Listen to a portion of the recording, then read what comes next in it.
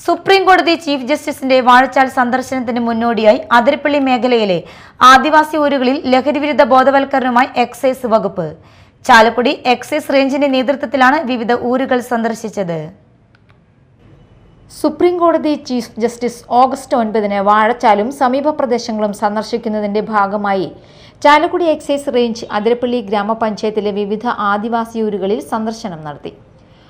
മുക്കുംപുഴ, വാച്ചുമരം, ഷോളയാർ, പെരുമ്പാറ, വെട്ടുവിട്ടക്കാട് എന്നിവ ഉൾപ്പെടെ 14ഓളം ഊരുകളിലാണ് സംഘമെത്തിയത്. മലക്കപ്പാറ മേഖലയിൽ 16 കിലോമീറ്ററോളം സഞ്ചരിച്ച് ഇടമലയാർ മേഖലയിലും ബോധവൽക്കരണ പരിപാടികൾ സംഘടിപ്പിച്ചു. ഊരുകളിൽ ലഹരി വിരുദ്ധ ബോധവൽക്കരണ സെമിനാറുകൾ സംഘടിപ്പിച്ച് ലഹരിയുടെ ദൂഷ്യഫലങ്ങളെക്കുറിച്ചും ബോധവൽക്കരണം നടത്തി.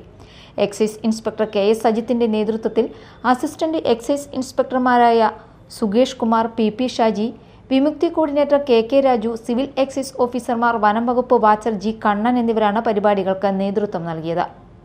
Media time, Chalakudy.